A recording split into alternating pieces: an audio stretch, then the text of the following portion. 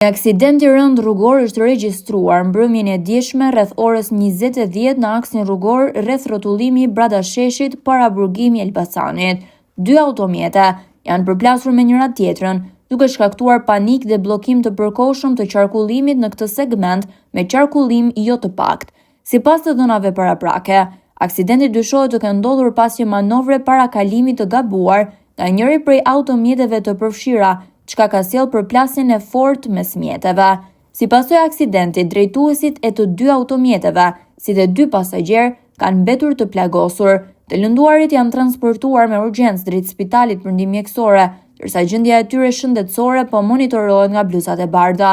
Në vendngjarje mbërritën menjëherë shërbimet e policisë dhe ambulancat, të cilat po punojnë për zbardhjen e plotë të rrethanave të aksidentit dhe normalizimin e qarkullimit rrugor.